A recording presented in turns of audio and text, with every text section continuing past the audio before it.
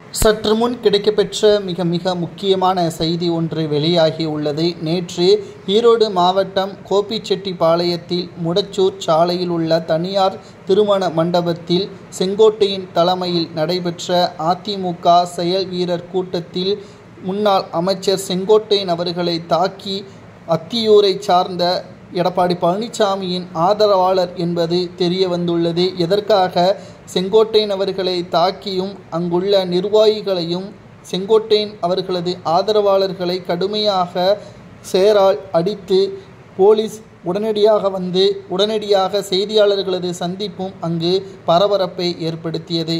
ஏற்கனவே கோபிச்செட்டிப்பாளையத்தில் அத்தியூர் தொகுதியில் செங்கோட்டையன் அவர்கள் துரோகிகள் அதிகமாக இருக்கிறார்கள் என்று பேசியிருந்தார்.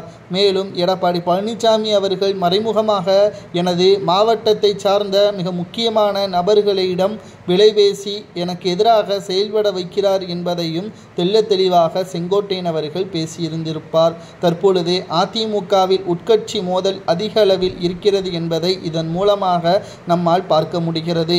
கட்சிக்கு வெளியே அதிமுகவை விட்டு கொடுக்காமல் இருந்தாலும் செங்கோட்டையன் அவர்கள் அதிமுகவிற்குள்ளே செங்கோட்டையனை ஒதுக்கிதான் வைத்திருக்கிறார்கள் எடப்பாடியின் ஆதரவாளர்களும். மேலும் அதிமுகவின் செயற்வீரர்கள் கூட்டத்திலேயே இப்படி என்றால் செங்கோட்டையன் அவர்கள் தனியாக ஒரு கூட்டத்தை நடத்தினால் அதுவும் செங்கோட்டையன் அவர்களுக்கு பாராட்டு விழா என்று கோபிச்செட்டிப்பாளையத்தில் ஒரு விழா ஒன்றை நடத்தினால் நிச்சயம் அதற்கு எடப்பாடி பழனிசாமியின் ஆதரவாளர்கள் அங்கு கலவரத்தை செய்வார்கள் என்பதில் துளி அளவு கூட நமக்கு சந்தேகம் அதிக அளவில் இருப்பதை நம்மால் பார்க்க முடிகிறது.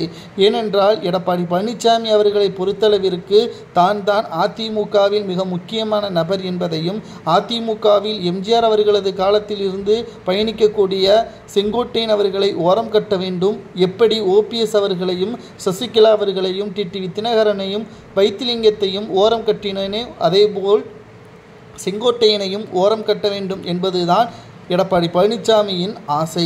ஏனென்றால் இன்னும் 13 மாதங்களே இருக்கக்கூடிய நிலையில் செங்கோட்டையன் அவர்களுக்கு நன்றாகவே தெரியும் அதிமுக என்பது எடப்பாடியோ அல்லது எடப்பாடியின் ஆதரவாளர்களோ அல்லது செங்கோட்டையனாகிய நானோ கிடையாது. 1.5 கோடி தொண்டர்கள் தான். அவர்கள் களத்தில் இறங்கி தலைமைக்காக அவர்கள் உள்ளத்தில் தலைமை வெற்றியடைய வேண்டும் என்பதை நினைத்து வேலை செய்தால் மட்டும்தான் அதிமுகவிற்கு வெற்றி கிடைக்கும். எடப்பாடியை ஒரு தலைவராகவே கருதவில்லை. அதிமுகவின் எந்த பக்கம் இருக்கிறார்கள் என்பது தொண்டர்களை குழப்பத்தில் இருக்கக்கூடிய நிலையில் ஒருங்கிணையாமல் அதிமுக எந்த ஒரு தேர்தலை போட்டியிட்டாலும் தோல்விதான் என்பதை தற்பொழுது மீண்டும் செங்கோட்டையன் கூறியிருப்பது சரியா தவறா என்பதை கூறுங்கள்.